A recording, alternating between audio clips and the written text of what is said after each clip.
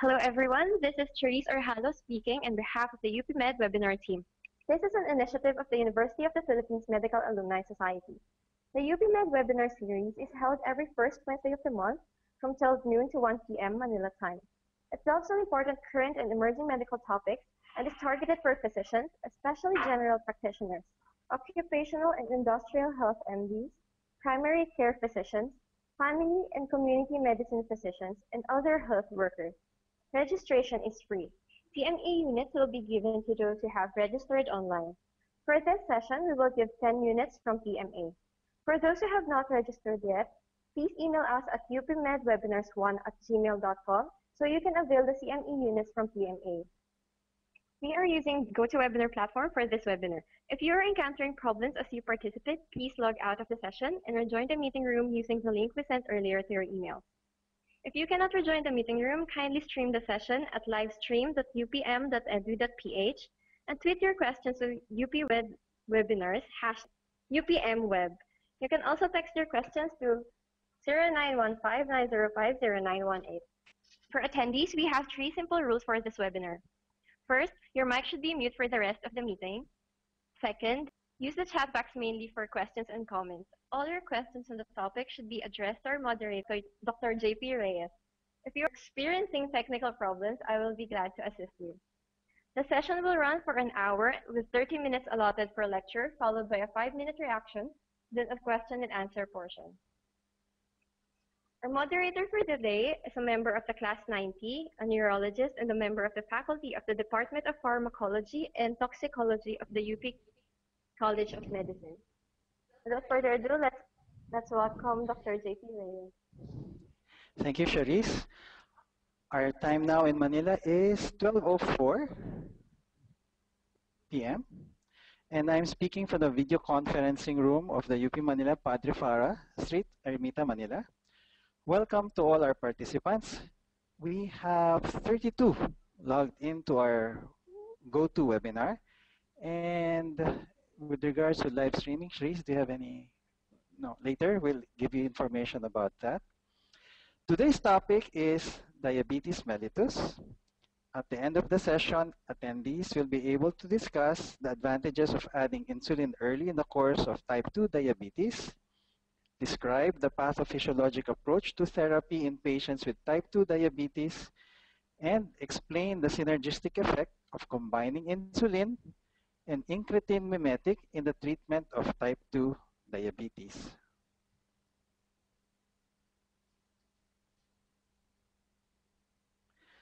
Special thanks to our sponsors for today's webinar: Novo Nordisk, Hiaci, MSD, Boehringer Ingelheim, LRI Therapharma, and Getz Pharma.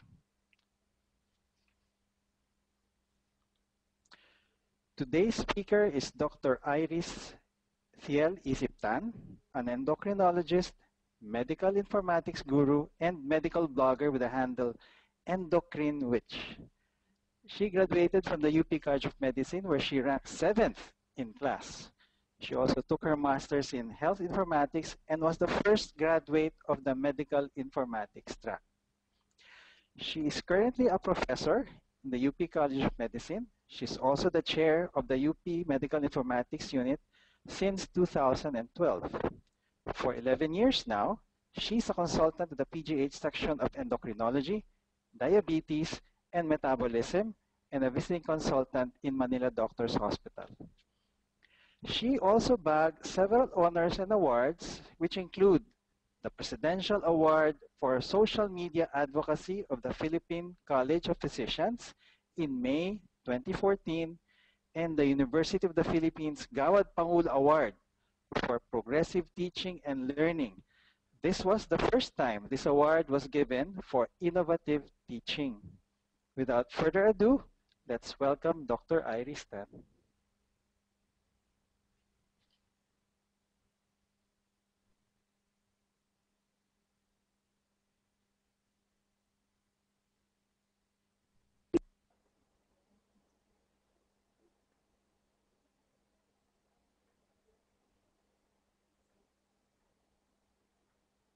Okay.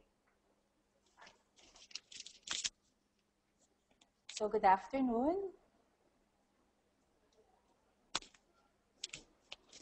Okay, so the first thing I want to tell everyone is my presentation for today is already uploaded to www.slideshare.net/ESIPTAN if you want a copy.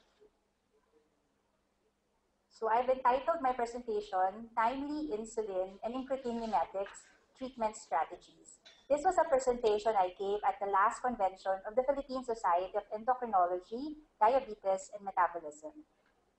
These are my relevant disclosure information. So let's start with a case. So this is the case of Linda, a 38-year-old female who has had type 2 diabetes for the past 5 years. Her height is 5 feet 3 inches. She weighs 160 pounds. Therefore, she has an increased BMI of 28.3. She is taking metformin 1,000 milligrams twice a day. Her hemoglobin A1C is uncontrolled at 8.8%. Her FBS is also not at goal at 148 milligrams per deciliter. Her mother had diabetes. She herself has 2 children and one weighed 9 pounds at birth. She's taking Ramipril 5 milligrams for hypertension and Simvastatin 40 milligrams for dyslipidemia. So the question arises, since her diabetes is not controlled, what oral agent or will you add insulin or other agents to manage her diabetes? So this is the guide that we have from the American Diabetes Association and the European Association for the Study of Diabetes, or EASD-ADA, that says that from metformin, which is monotherapy, we can go to dual therapy or even triple therapy. So all of the agents can be found on the slide, and basically depending on the risk factors or complications or of side effects and costs, we can basically pick anything, okay? So sulfonylureas and TZDs, for example, are associated with weight gain, as is basal insulin. DPP-4 inhibitors are weight neutral, and that is a consideration because our patient is already overweight. SGLT2 inhibitors and GLP-1 receptor agonists, on the other hand, can induce weight loss. For today, my task is to discuss insulin and incretin mimetics. So let's consider the issues at hand with adding insulin first, or should we add the incretin mimetic first, or in the end, even give a combination of incretin mimetic and insulin. So let's start with the rationale for giving insulin. Pancreatic beta cells can compensate in the long term for declining insulin sensitivity in the metabolic syndrome stage before breakdown after 10 to 12 years. So in the middle of the slide, you can see someone who's metabolically healthy but overweight. The beta cells are still able to compensate. Once the beta cells go into dysfunction, you will see impaired glucose tolerance. However, at the time of diagnosis of type 2 diabetes, we already have 50% loss of our pancreatic beta cell function, with almost 4 to 6% further loss of function expected every year thereafter. Furthermore, as you can see in this slide, there is a significant and progressive loss of beta cell mass.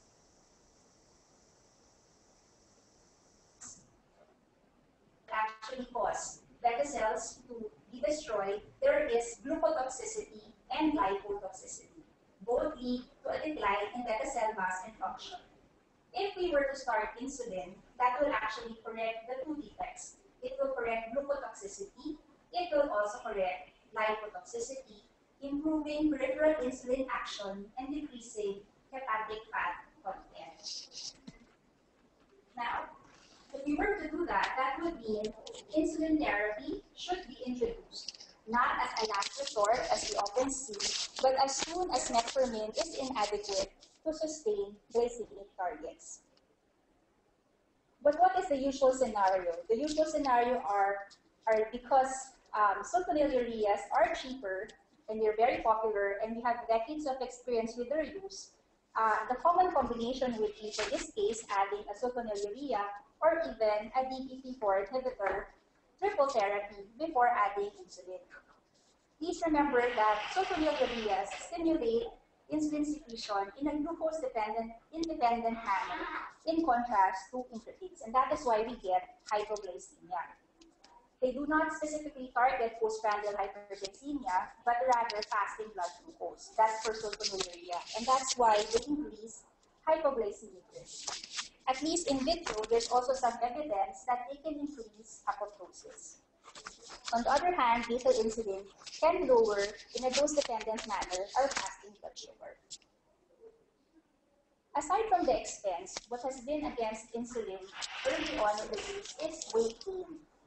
However, this weight gain is balanced by improved insulin sensitivity, better plasma lipids, improved glycemic control, which can, on the overall, decrease our cardiovascular risk. So let me share this study with you, an analysis of early insulin glargine added to metformin with or without sulfonylurea and its impact on glycemic control and hypoglycemia.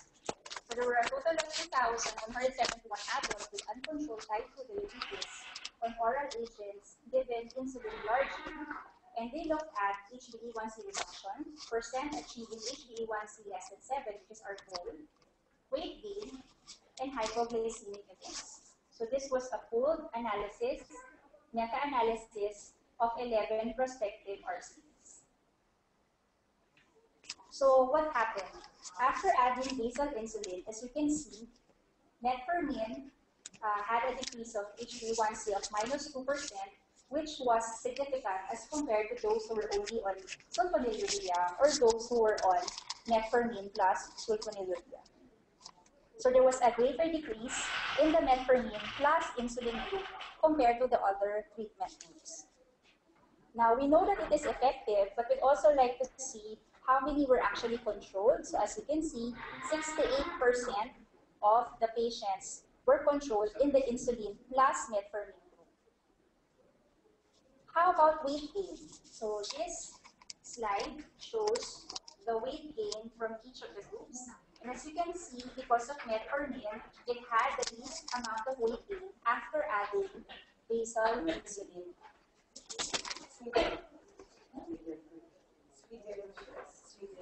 So adding insulin glargine to metformin monotherapy early in the treatment may provide efficacy and safety benefits over regimens that include sulfonylurea. This may reflect treatment earlier in the disease and support the inclusion of insulin as a second step in the algorithm I showed you earlier. Another study on basal insulin and cardiovascular and other outcomes in dysglycemia is this one, the ORIGIN trial, which had 12,537 adults with severe risk factors plus pre-diabetes or type 2 diabetes. So they were already given insulin very early in the course of the disease to target a fasting blood glucose less than or equal to 95. And they looked at the following outcomes: non-fatal MI, non-fatal stroke, or death from cardiovascular causes. And this was a randomized controlled trial. So what happened? The ORIGIN study results gave some confusion to some because they were able to show that although the blood sugar was controlled with the use of the basal insulin, there was not much significant effect on reduction of cardiovascular events. So now they are saying, is this a study that supports or countermands the recommendation to give early insulin treatment? But what we can see from here is when we look at the data of hypoglycemia in ORIGIN versus ACCORD, for the HbA1c, you can see that the HbA1cs are comparable, 6.2% versus 6.4%. However, there was less hypoglycemia in ORIGIN at 1 per 100 person years versus 3.1% in the ACCORD. In the ACCORD study, people were put on up to triple therapy before they were put on insulin. So they were using the stepwise approach. The diabetes duration was also more for the ACCORD patients at 10 years with diabetes compared to the patients enrolled in ORIGIN, which was 5 years. So going back to our patient, will you actually start her on insulin based on the pathophysiologic explanation I gave on why insulin might work earlier in the disease for diabetes? How about instead giving her an incretin mimetic? Okay, so incretin mimetics mimic incretins like GLP-1, and they bind to GLP-1 receptors. Such GLP-1 receptor agonists include exenatide, liraglutide, and lixisenatide. And if you look at the algorithm, they are second tier as well after metformin. So incretin mimetics are injectables and they are relatively expensive. So locally, it is not a popular choice, a second-line therapy to start after metformin. So it's usually metformin plus or minus SU plus or minus DPP-4 inhibitor. Note that sulfonylurea cannot improve postprandial glucose by enhancing alpha cell function, which can be seen with the use of incretin mimetics. So how does the incretin mimetic work? So the slide shows the role of incretins in glucose homeostasis. So when we eat, you actually release gut hormones, and these are active GLP-1 and GIP. And usually because of the DPP-4 enzymes, these GLP-1 and GIP are rapidly inactivated. But we have these agents that actually prolong the action by hitting the DPP-4 enzyme. You have the DPP-4 inhibitors, and we also have actual GLP-1 mimetics. So as you can see, incretins act in a glucose-dependent manner to increase insulin secretion from beta cells. So they act as an insulin secretagogue, and it is more likely to have an optimal effect while beta cell function is preserved. There is also in vitro and animal studies to show that incretin mimetics can preserve beta cell mass and function, and hence potentially slow or halt disease progression. So glucose-dependent manner means that when the glucose actually goes down, the mechanism shuts off. And that is why, in contrast to sulfonylureas, you do not see hypoglycemia with these agents. So Dr. Ralph DeFronzo already talked about the pathophysiologic approach to therapy in patients with newly diagnosed type 2 diabetes. It is his opinion that multiple drugs used in combination will be required to correct the multiple pathophysiological effects of diabetes.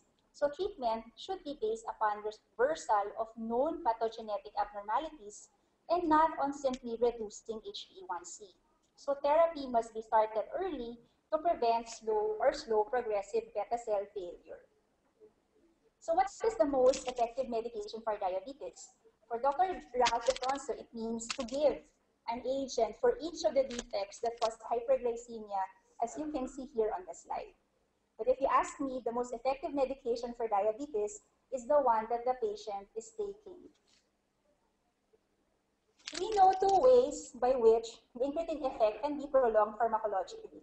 So GLP-1 receptor agonists resist degradation by the DPP-4 enzyme, while DPP-4 inhibitors inhibit the DPP-4 enzyme and extend the elimination half-life of GLP-1. So the question arises, are these two agents effective to the same degree?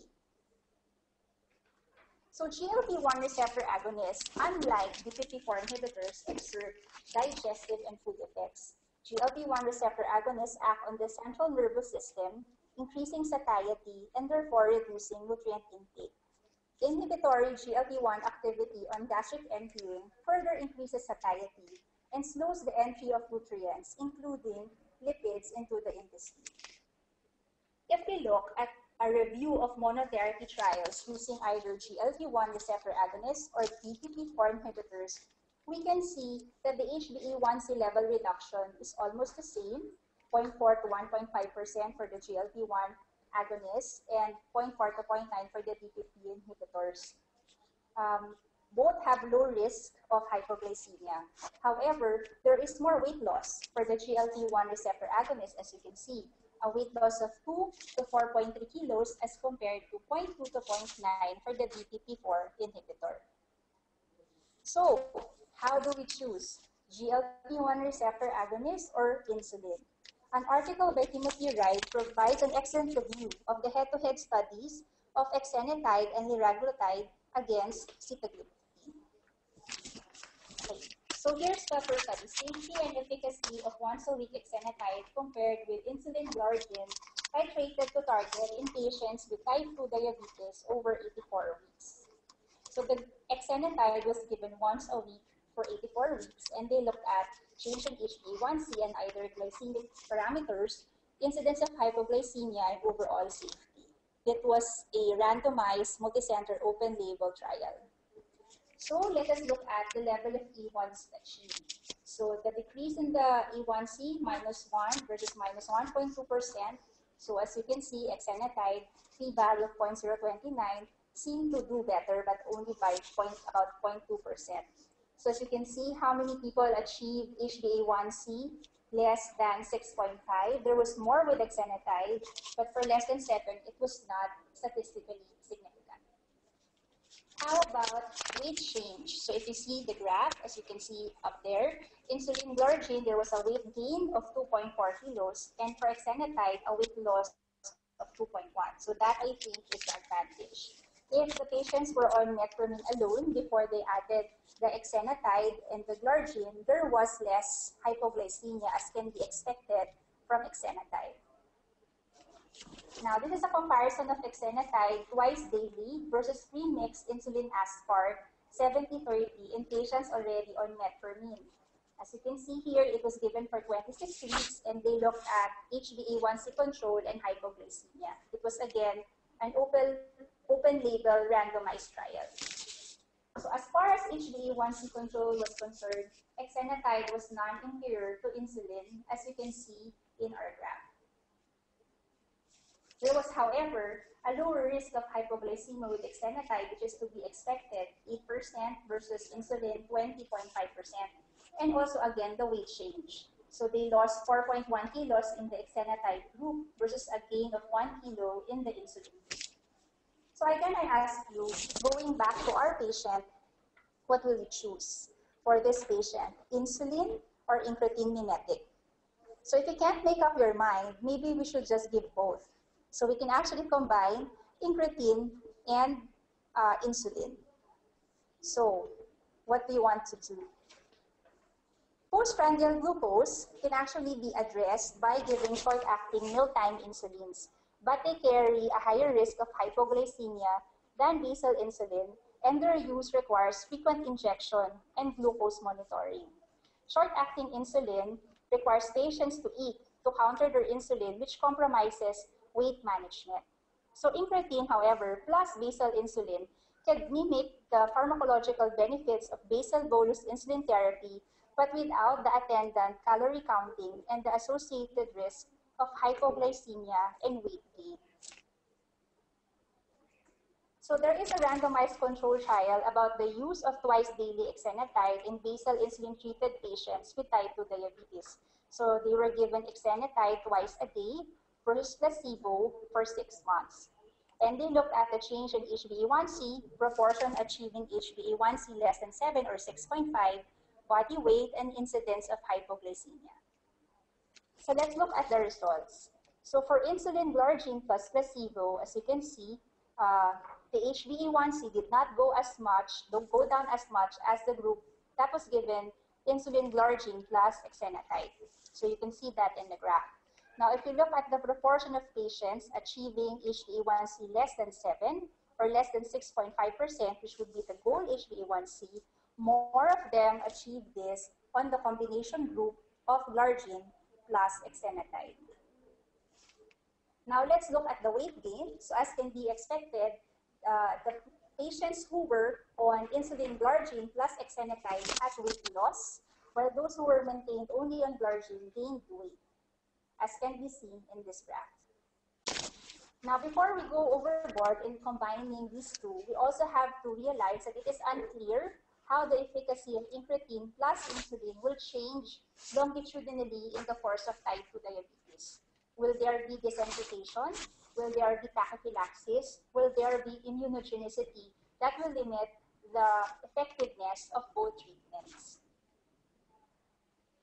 For example, we know that there is an effect of incretins on alpha cells, and therefore an ongoing effect on alpha cell function would imply a useful role for incretins even in the late stage of type 2 or even in type 1 diabetes.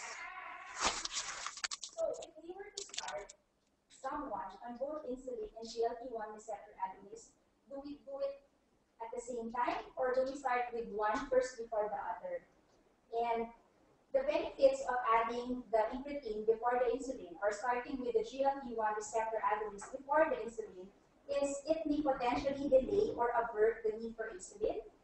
It will lower the risk of hypoglycemia in comparison to just insulin therapy. The weight gain associated with insulin initiation might be minimized by established incretin therapy. And tolerance to nausea, which is a known adverse effect for GLP-1 receptor agonists, would have subsided before insulin is introduced. So this avoids the complexity of down titrating the insulin. So I leave it up to you. What are we going to do to this patient? Are we going to give insulin, incretin mimetic, or insulin plus incretin mimetic?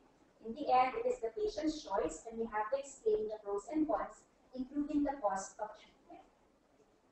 Thank you.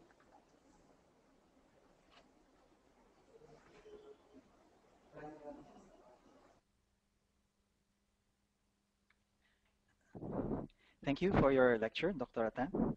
And we'd also like to thank our sponsors for today's webinar, Novo Nordisk, HiASI, MSD, Boehringer Ingelheim, LRI TheraPharma, and Getz Pharma. Now we go into our question and answer portion.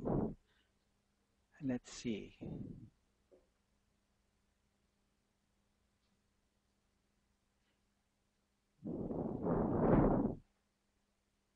In the meantime, we do have, in live streaming, we have 9 from the US, 2 from Sweden, 1 from Germany, and 5 from the Philippines, in addition to the 43 attendees in this GoToWebinar.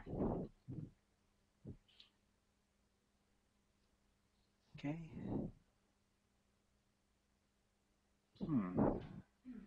Do we have any questions?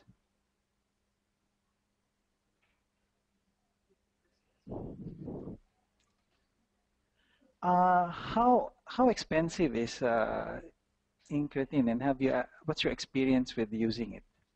Okay. Incretin is quite expensive in terms of initial cash out for our patients. However, the effects of weight loss with it encourages some patients to still go on and use it. But it's several thousand pesos per month, so that actually limits its use. I have some patients who go on it. They're very happy with the weight loss, but once they've lost the weight, they prefer to be shifted back to another drug. Okay. However, of course, we worry about weight regain, and also because, as I've explained, there are certain pathophysiologic defects that are being corrected. So it's not really just about that weight loss. Okay. Well, another question is like, how fast do you see the weight gain? Weight loss. Is it in a month or? It really depends on how nauseous the patient is. Okay. With the drug, because that is an effect. That's a side effect that is actually expected. So some of my patients who suffer from the nausea are unable to eat very well, and that leads to the weight loss, which can be seen in a couple of weeks to a month. Okay. But there are some who don't have that nausea, and so it takes longer time. Okay.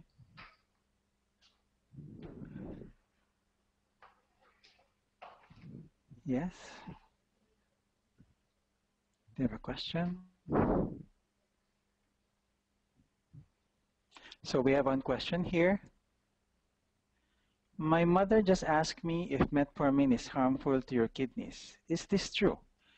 Is giving insulin or shifting to monodrug other than metformin better than increasing metformin dose? That is a very good question because it is a common question. There is a misconception that metformin actually damages the kidney. It is more damaging to the kidney if your diabetes is uncontrolled. Metformin is a good drug to get our blood sugar to goal. However, I think this misconception has been propagated because, for example, if you are a patient with diabetes and your creatinine suddenly goes up, the response of the doctor is to remove the metformin. Yes. Because as we all know, metformin is not to be given for an elevated creatinine or creatinine clearance less than 30. However, if it is not explained properly to the patient will think that it is the metformin that caused the kidney problem, and that is why the doctor removed it. About doses. So metformin can be given in doses up to 2,500 milligrams. Some people won't even give until 2,000 milligrams. However, if you give it in combination, it is possible to get as much control with only 2,000 milligrams. So that is actually the rationale for not increasing the maximum dose, but to add combinations so that you can give lower doses.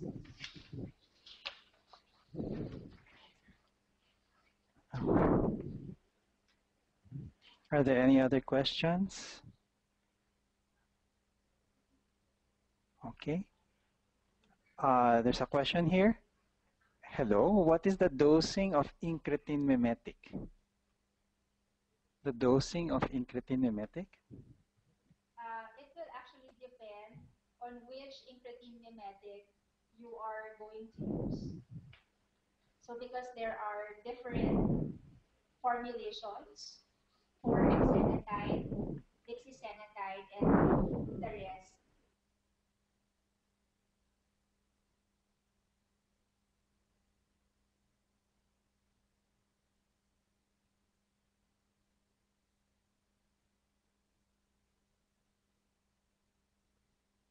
I hope that answers your question. Oh, there are more questions. How long? Sorry, the questions are not here on my monitor. How long would you give metformin a chance to work before increasing dose or adding another drug or adding insulin? So again, repeat the question. How long would you give metformin a chance to work before increasing the dose or adding another drug or adding insulin? Okay. So as I was saying, regarding the metformin, you can wait 1 or 2 weeks when you dose adjust your metformin to see what is the effect on the fasting blood sugar. So if you are not at goal for your diabetes, after 1 or 2 weeks on the metformin dose, you can opt to actually increase. Now, what has become helpful for me is when you get the patient, you look at the HbA1c first and see how far off you are from goal. So if, for example, the HbA1c is more than 8, or the fasting blood sugar is more than 160, in my clinical practice, I usually start them off on 2 drugs at once. And then up titrate or down titrate from there. So some people would give, as I said, metformin and then sulfonylurea, and then another oral agent, be it thiazolidinedione or a DPP-4 inhibitor. These are all oral before you give injectables like insulin or GLP-1 receptor agonist. So the lecture today is just open our minds that there are other ways of doing it, that if cost was not a problem, there is actually some rationale for giving insulin right after metformin or even GLP-1 receptor agonist. Thank you. I hope that answers your question. Now, another question. Here, based on your experience, how well does compliance do with respect to insulin and insulin with incretin? And what will the patients do if they skip a dose of the drug? Either insulin or incretin? Okay, so first the correct term is adherence rather than compliance. Okay, all right. Okay, so because that is a more patient-friendly term. In any case, we do have people who miss their doses, and there are insulin preparations that are more forgiving of missed doses as compared to some. For example, for basal insulin, if you miss by an hour or 2, that is a long-acting insulin, so there is not much effect to be expected. But if you were on a shorter-acting insulin and you miss the dose, that might have an impact. So for example, for prandial insulins, you're supposed to give them before you eat. So if you are delayed and you actually already ate and forgot to give your insulin, that can lead to a rise in your postprandial blood sugar. I have very few patients on both insulin and GLP-1 receptor agonists, as you can imagine, because of the expense. And expense is always something we worry about with our patients because they are out-of-pocket costs for the patient and are not covered usually by medical insurance. We do our best to educate our patients to keep to proper diet so that when they are giving the insulins, they will know what to do. In my clinical practice, I also teach the patients how to adjust their insulin. I trust them enough to do that. If they are able to understand which insulin has an impact on what blood sugar, for example, then they can adjust their doses. For example, if you give a short-acting or a rapid-acting insulin in the morning, it should have an impact on the post-breakfast and the post-lunch. So if they were to have hypoglycemia sometime in the mid-morning before lunch, then they would know that it was the insulin given before breakfast that was probably the cause of this, and they could adjust that. We have another question. Okay, we have another question. If you start with insulin, what is the dose that you would start with?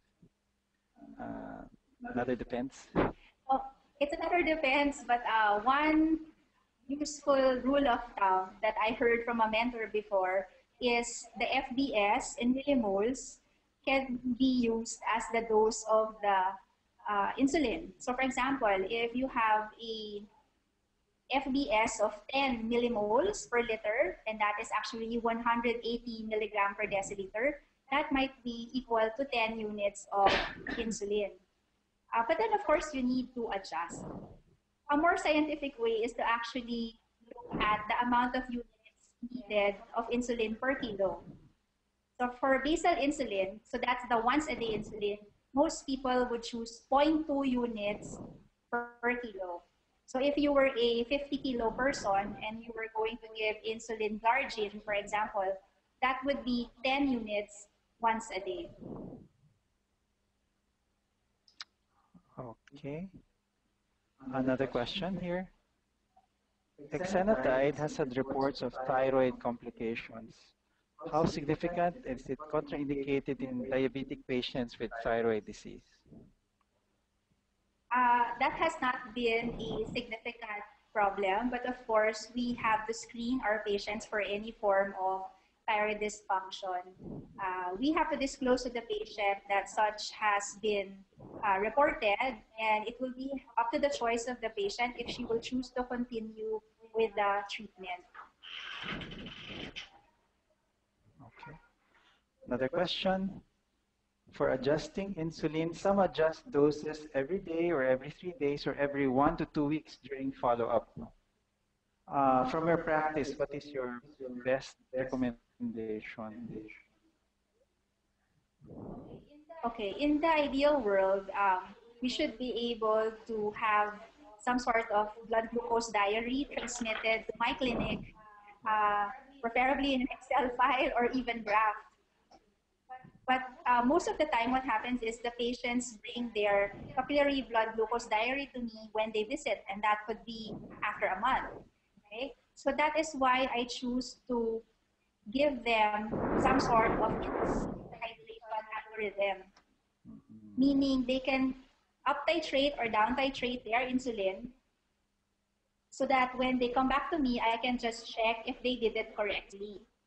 So I give them a rule. For example, for insulin glargine, you can add 1 unit if your fasting blood sugar is more than 140.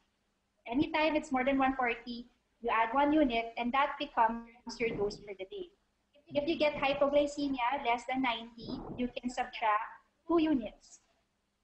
So in their diary, what you would see would be the date, the blood sugar fasting for that day, and then you will see the insulin that was given, and then you will see whether they up titrated or down titrated.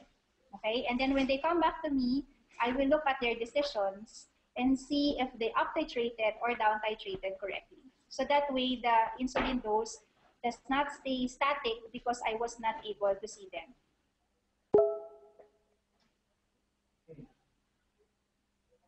Okay. Next question is how would you personally manage your sample case? That is actually putting me on the spot. Thank you very much for that question. Because of the weight of the patient, I would not consider giving insulin at this point, if possible. I might give a GLP-1 receptor agonist if the patient can afford it. Otherwise, if the patient cannot afford that, we should at least give something that is weight neutral. So you can give, for example, a DPP-4 inhibitor to try to get the patient to goal. Together with, of course, our advice to have proper nutrition and exercise. Okay. Next question. Asking for your opinion, should diabetes blood tests like HbA1c and FBS be covered by PhilHealth? I am part of the Unite for Diabetes clinical practice guideline where we were able to show this to the Department of Health. HbA1c is not even available in some of our hospitals or centers. But of course, that is the ideal blood test to be done every 3 months to assess diabetic control.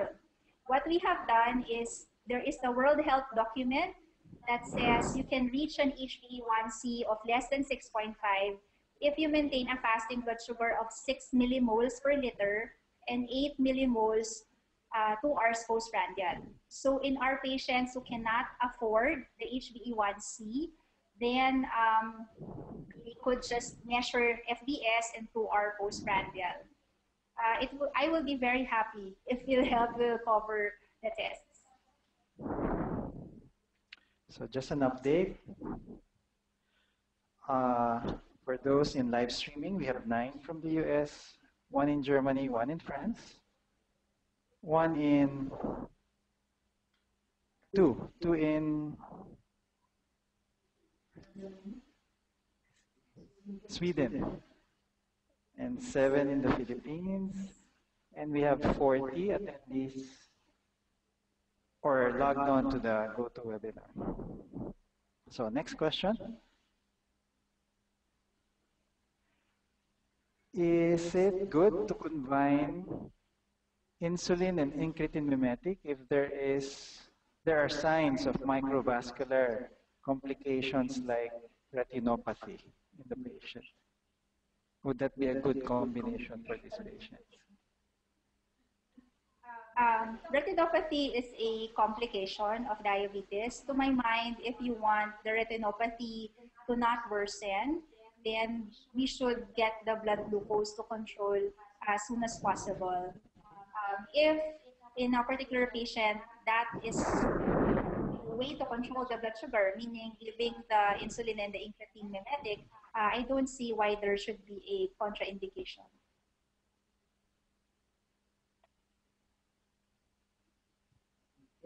Okay, there are no more questions. So, in summary, we discussed the advantages of adding insulin early in the treatment. We discussed a bit about the pathophysiologic approach to therapy. And we explained the synergistic effects of combining insulin and incretin mimetics. And I think one note is that we should consider other drugs now, rather than just the usual drugs that we would give as a second line or a second drug to give in patients already on metformin. Okay. Oh, there's another pahabol na question. Will presence or absence of DM retinopathy change your management? Oh, in terms of the glucose control, or I mean the drugs that you give for diabetes, probably not. But maybe you're referring to for example, using fenofibrate or fibrates, because there is a trial called the FIELD trial that demonstrated a good effect of the use of fenofibrates for those with retinopathy. So that might be the one that's being referred to. But what I usually get is referral from ophthalmologists requesting that please control the blood sugar so as to arrest the progression of proliferative retinopathy. So we should be more aggressive, I guess, in controlling the patients to prevent blindness. Okay, so thank you for all those who submitted their questions. That was a very engaging session. Now, after this session, a survey will be launched on your computers or sent to your emails. Please answer the survey so we can assess our webinar and address more of your preferences. and give you materials for this session. After answering the survey, you will be sent your CME certificates. So thanks for joining us. Hope to see you again in our next webinar on September 2, Wednesday, 12 to 2 p.m. And our next speakers will be Dr. Serena Quintos and Ramon Lopa. Both are classmates, one my sister. They will be discussing allergic rhinitis and newborn hearing screening program in the Philippines. So please invite your colleagues to join us this continuing monthly CME webinar series. All webinars, schedules, and resources will be posted at www.upm.edu.ph/UPMedWebinars. Again, special thanks to our sponsors, Novo Nordisk, HiASI, MSD, Boehringer Ingelheim, LRI TerraPharma, and Getz Pharma. So in behalf of UPCM Class 1990 and the UP Medical Alumni Society, we also thank our collaborator units, UP Manila Information Management Service, National Telehealth Center, UP College of Medicine Postgraduate Institute of Medicine and Medical Informatics Unit, DOST, ASTI, and Ms. Cherise Orhalo, our host. So this is Dr. Reyes together with Dr. Tan and the UP Med webinar team closing this session. We hope you have learned a lot from today's webinar. Have a great week ahead.